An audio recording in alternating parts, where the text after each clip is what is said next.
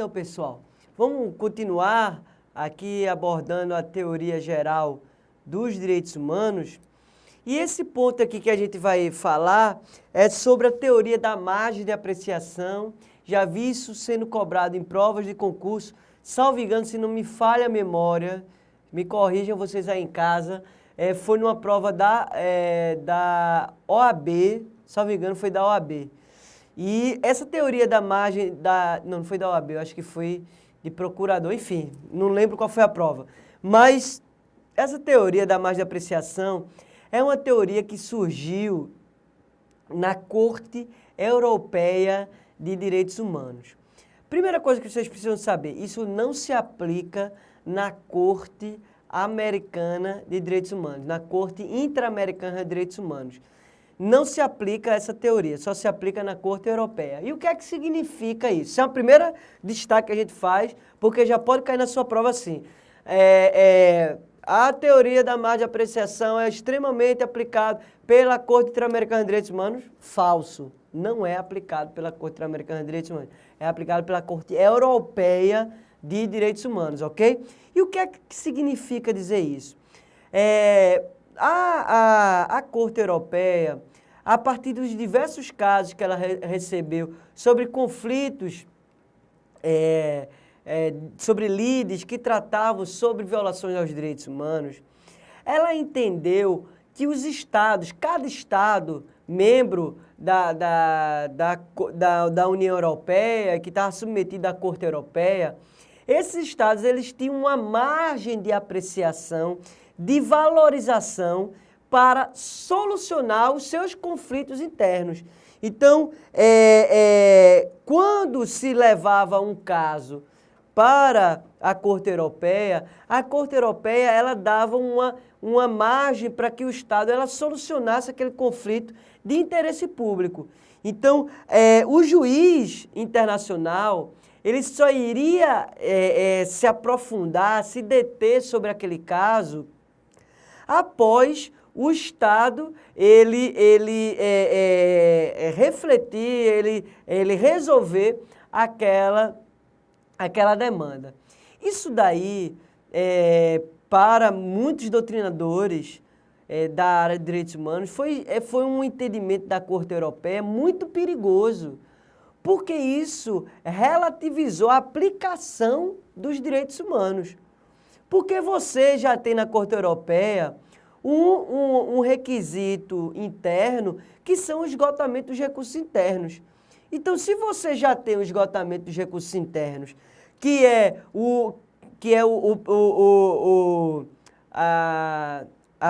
a questão de que o peticionário precisa inicialmente levar o caso para o Estado, para ele resolver no ambiente interno. Se não resolver, levar para a Corte Europeia, se já existe essa característica,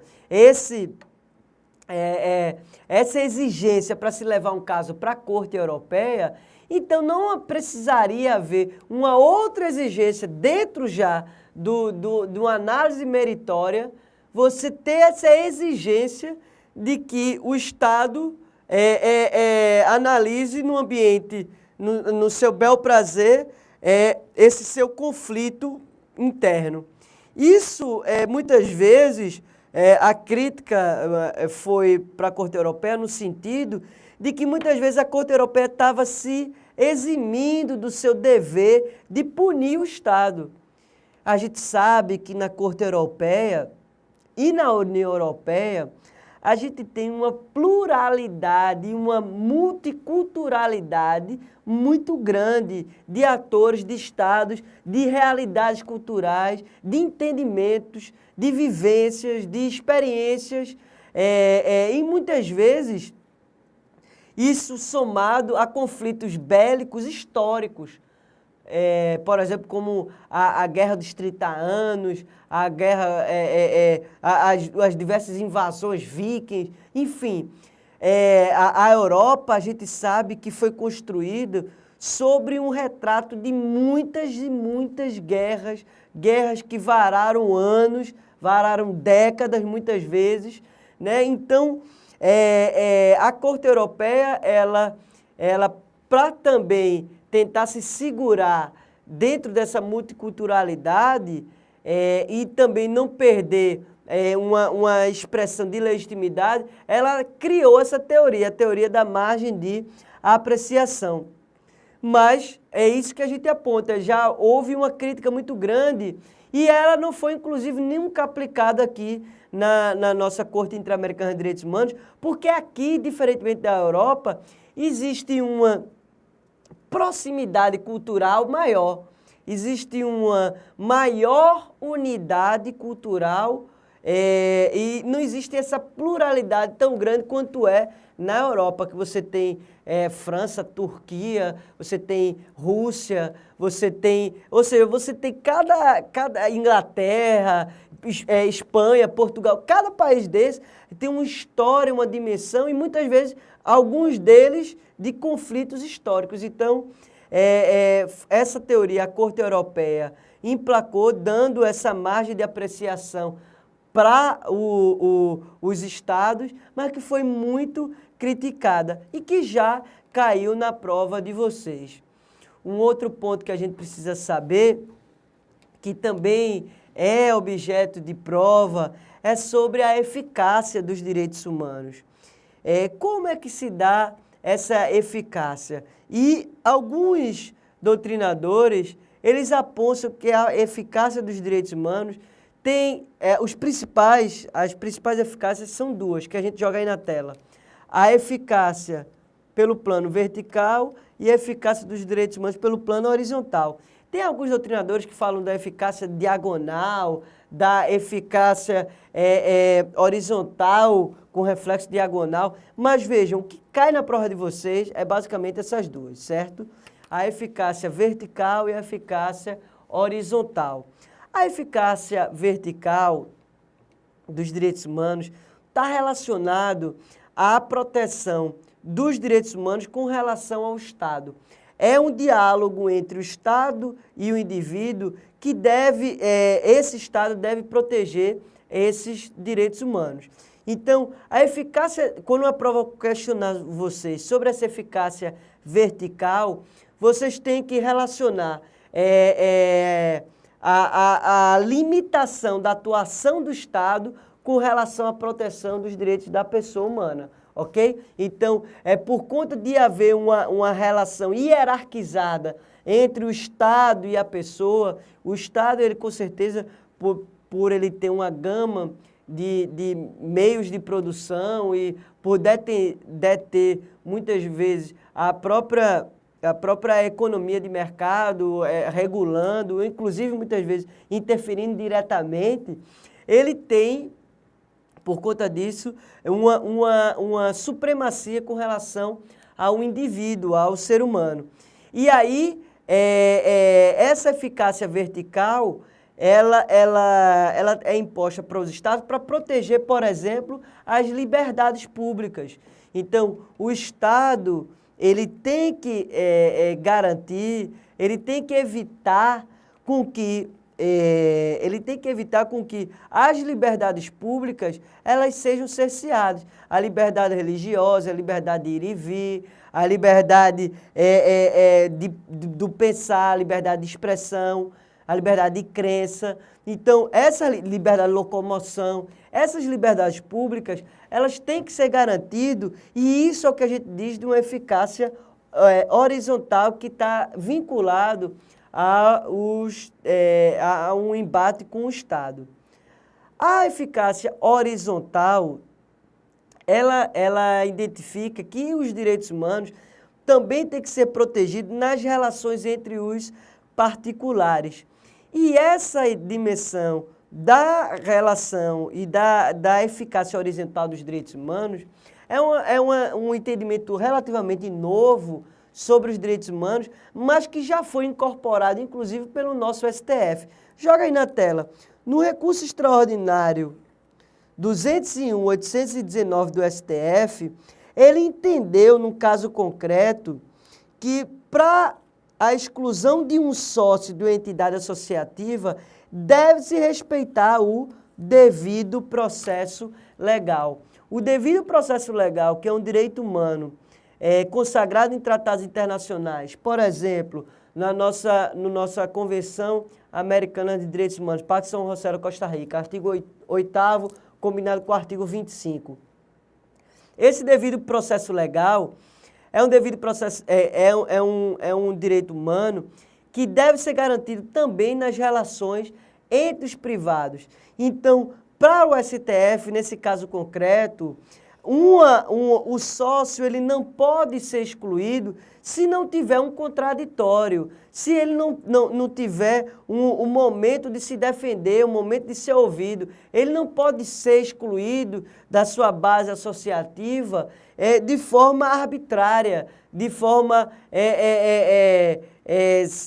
sem um processo democrático de ouvida, de escuta. Ok? Então, isso é uma dimensão nova das relações horizontais dos direitos humanos que é inclusive aplicado também para quando existe inclusive também uma teorização dos direitos humanos que veda, por exemplo, com que uma empresa ela escolha determinadas pessoas utilizando padrões discriminatórios. Isso também é um reflexo da horizontal dos direitos humanos. Mesmo que você esteja falando de uma empresa privada contratando uma pessoa física, mesmo que seja uma relação entre particulares, essa ideia da não discriminação, que é um direito humano, que está previsto na nossa Constituição Federal, no artigo 5º, ela deve ser também respeitada por esse ente privado, ok? Mesmo que esteja uma relação entre privados, essa não discriminação deve ser o tom da contratação, ok? Então, essas duas eficácias são objeto da prova de vocês e são corriqueiramente trabalhados em assuntos dos editais, ok? Terminamos agora com essa dimensão da eficácia dos direitos humanos, a teoria geral dos direitos humanos.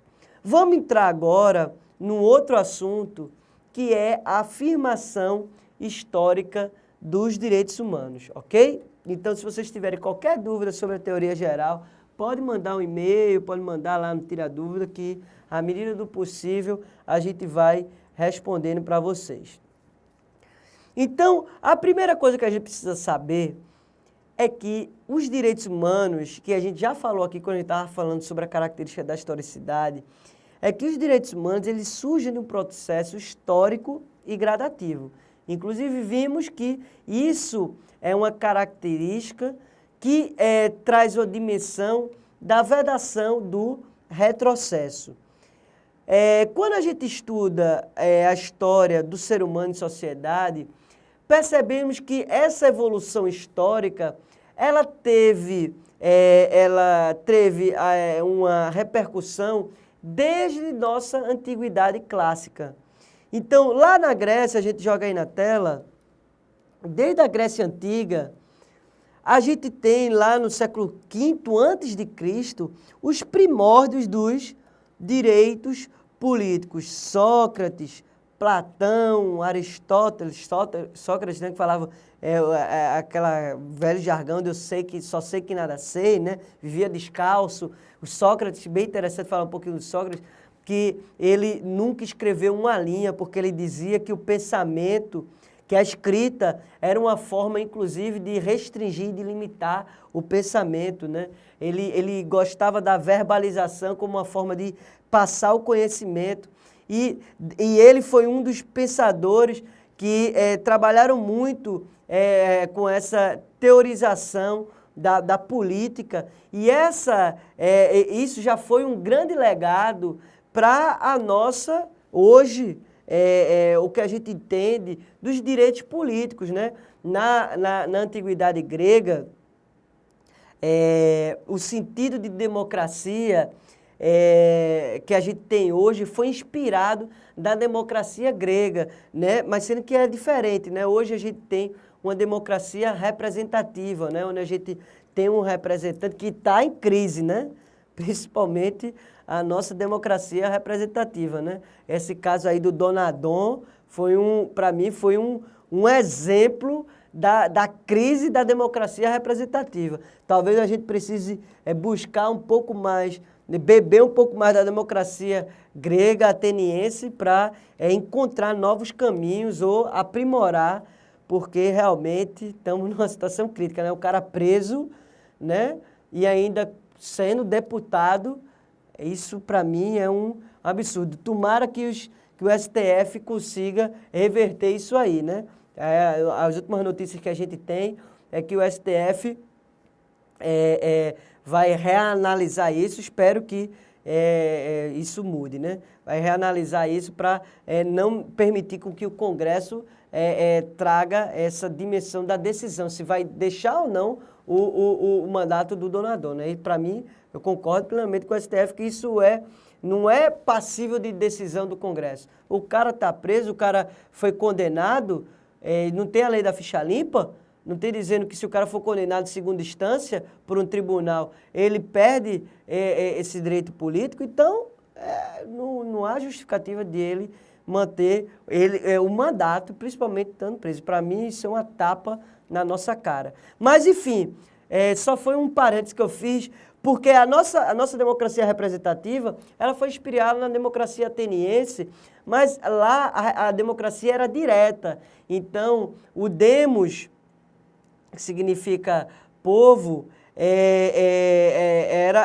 era o povo diretamente falando e dizendo como que deveria ser exercido as políticas, né, ou as diretrizes de quem estava no poder.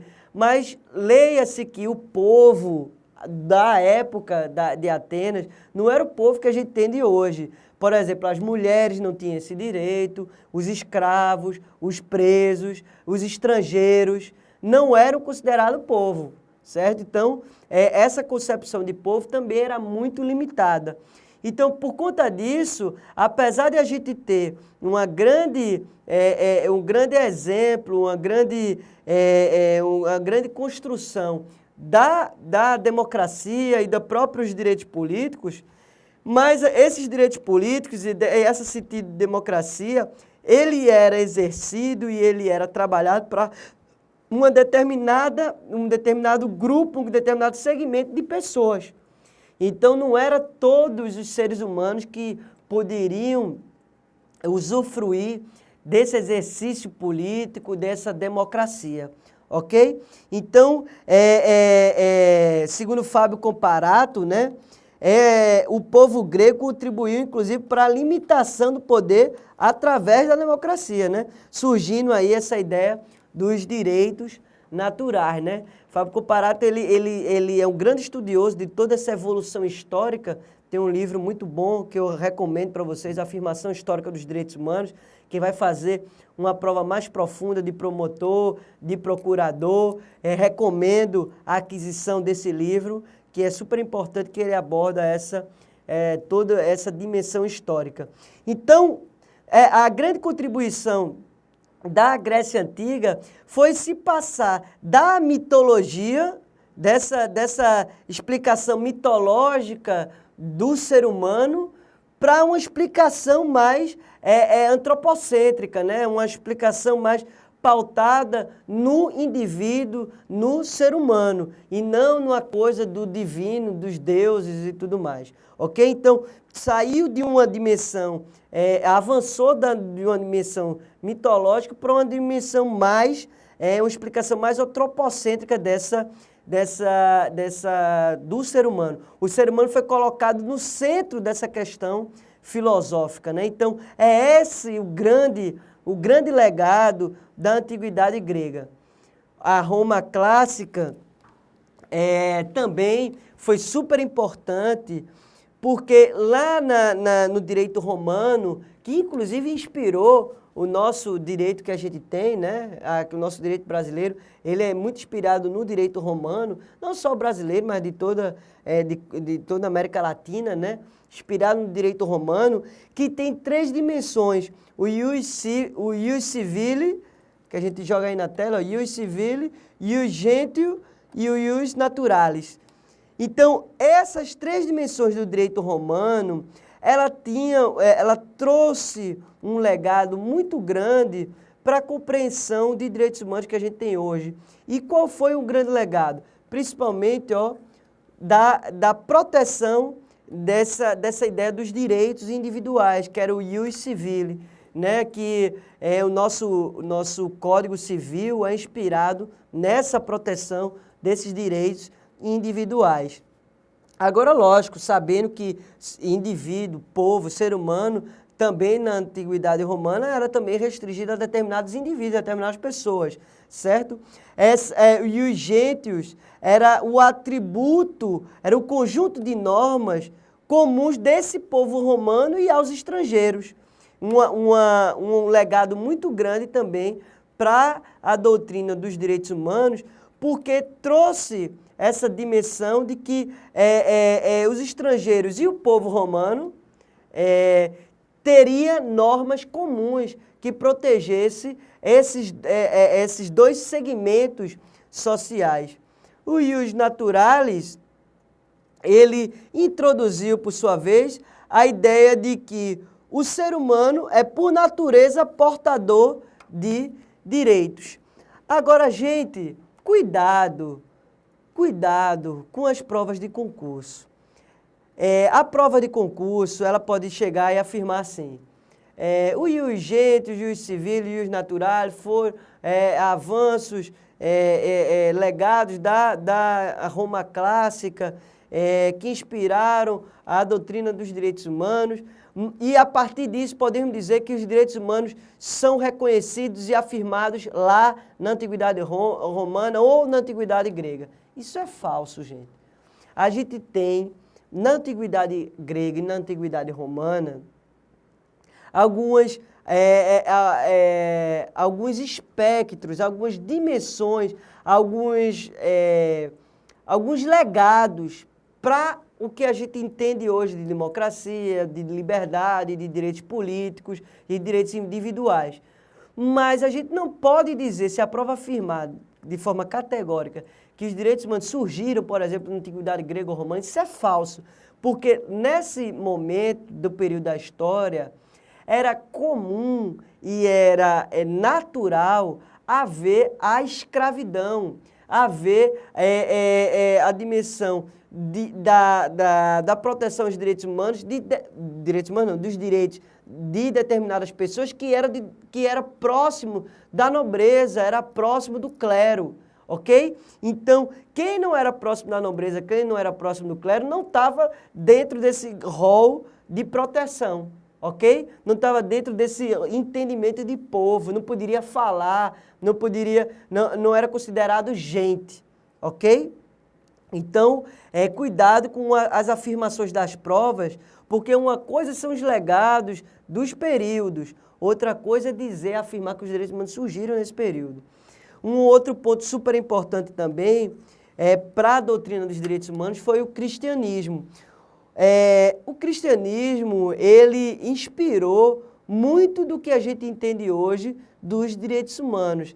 Essa ideia da limitação do poder político, essa ideia do amor ao próximo, da igualdade dos seres humanos, né? Isso pregado por Jesus Cristo foi muitas vezes a base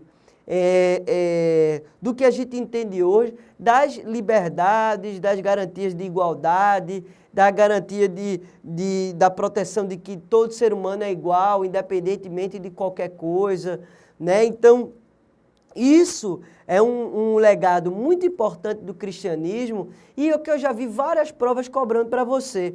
Então, há uma união indissociável, com certeza, entre o cristianismo e os direitos humanos. Se a prova afirmar isso para você, você pode marcar lá, correto, porque é a partir dessa expressão, dessa dimensão que Jesus Cristo traz do respeito ao próximo, do respeito ao outro, do amor ao próximo, é que a gente traz os princípios da liberdade, igualdade, solidariedade, fraternidade, que hoje a gente aplica no nosso nosso ordenamento jurídico interno, ok?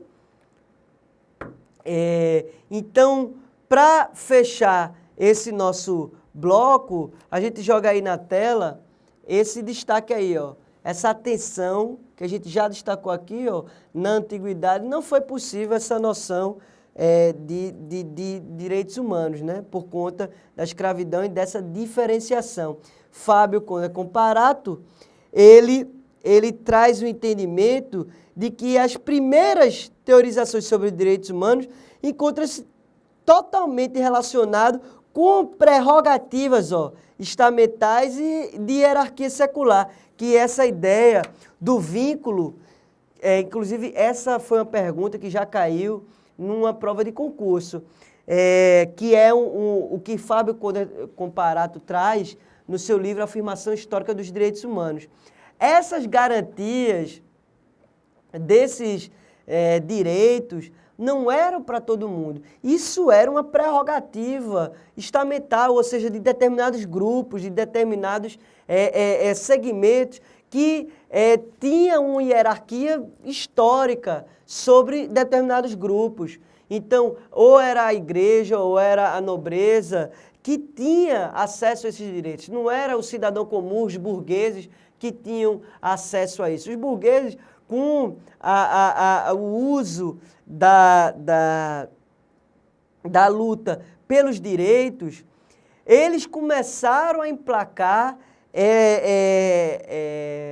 a garantia desses direitos para eles também. Porque enquanto comerciantes, enquanto produtores do capital, eles eram muito cerceados na sua propriedade, pagando tributos altíssimos. E eles precisavam de uma argumentação, precisavam de uma forma de se evitar, de se limitar a esses poderes do rei. E essa limitação dos poderes do rei apareceu a primeira vez na Carta Magna do rei João Sem Terra. Essa Carta Magna, ela surgiu lá em 1215 e foi um acordo, na verdade não foi bem um acordo, foi uma pressão que o rei João Sem Terra recebeu da burguesia, da nobreza que estava sendo oprimida e do clero que estava sendo perseguido pelo rei João Sem Terra, que era assim, muito inabilidoso com a política, né? O rei João Sem Terra, o nome dele já diz muita coisa, né? Sem terra, né?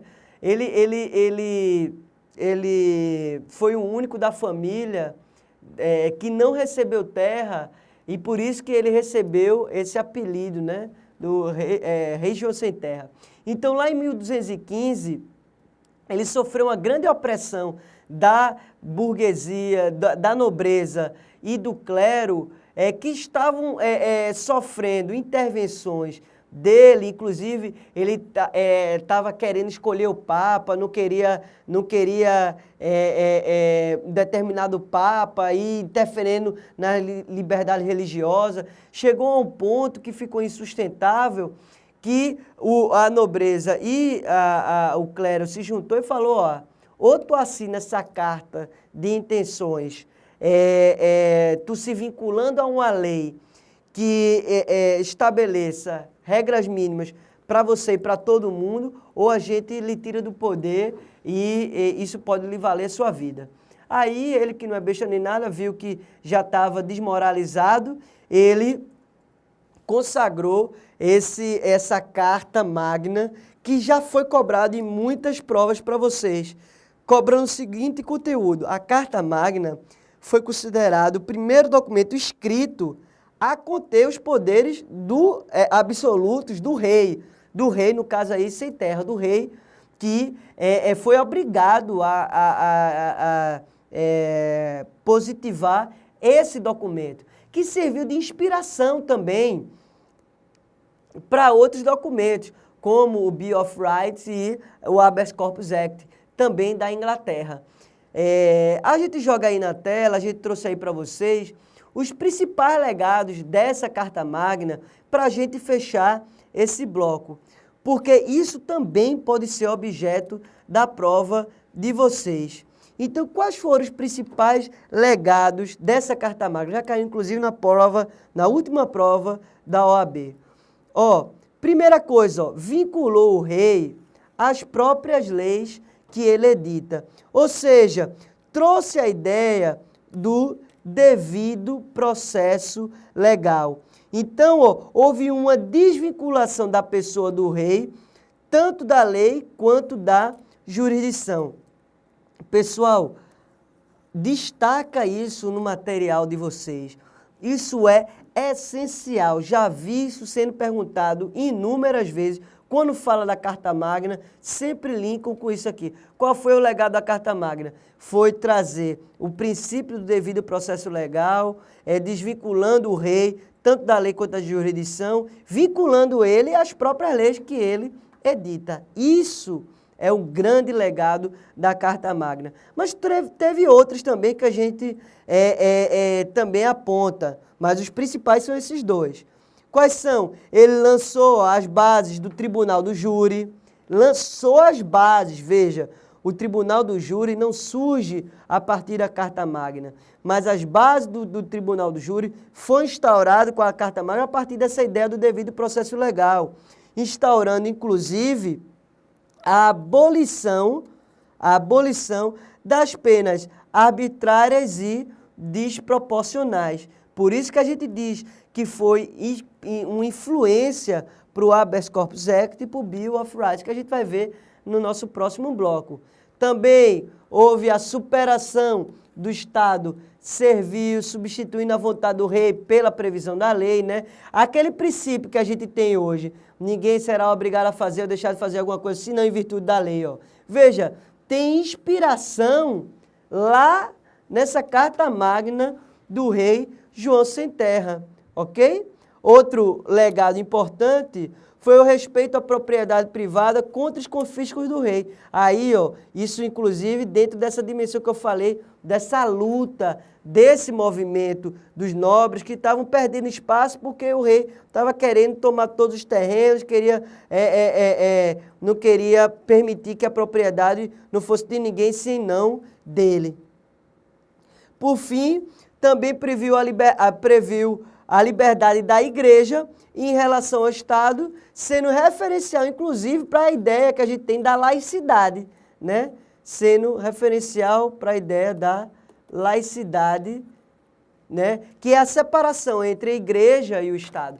Percebo que essa ideia do Estado laico surge desde lá, ó, desde 1215, por conta dessa interferência do Estado nas questões da igreja, mas que, infelizmente, a gente ainda hoje precisa ficar lembrando isso, porque muitas vezes o pessoal se utiliza do poder, muitos deputados, senadores e até gestores mesmo, prefeitos, governadores, querem emplacar para toda a população a ideia religiosa dele. Não pode, gente. Isso é uma violação à laicidade, que é um princípio antigo, né? Um princípio antigo que vem lá desde 1215, ok? Então, no próximo bloco, a gente continua falando sobre o Habeas Corpus Act, o Bill of Rights, entre outros documentos importantes de afirmação dos direitos humanos, que sempre cai na sua prova, tá bom?